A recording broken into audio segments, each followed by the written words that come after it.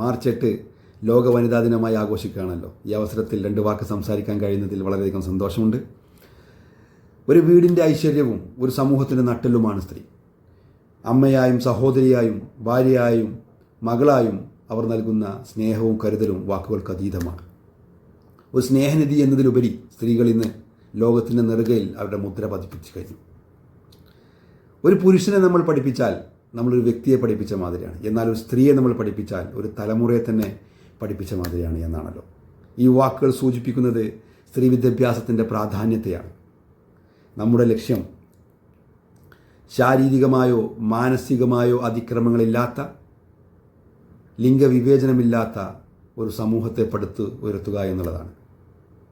ഓരോ സ്ത്രീക്കും അല്ലെങ്കിൽ ഓരോ പെൺകുട്ടിക്കും സ്വപ്നം കാണാനും ആ സ്വപ്നങ്ങളെ യാഥാർത്ഥ്യമാക്കാനുള്ള അവസരവും നാം ഇവിടെ ഒരുക്കേണ്ടതായിട്ടുണ്ട്. അതാണ് ഒരു പരിഷ്കൃത സമൂഹത്തിൻ്റെ ഉത്തരവാദിത്തം.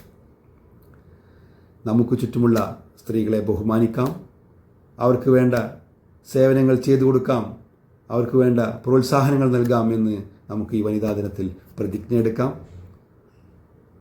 ലോകത്തുള്ള എല്ലാ സ്ത്രീകൾക്കും എൻ്റെ വനിതാ ദിന ആശംസകൾ അർപ്പിച്ചുകൊണ്ട് ഞാൻ നിർത്തുന്നു. നന്ദി, നമസ്കാരം.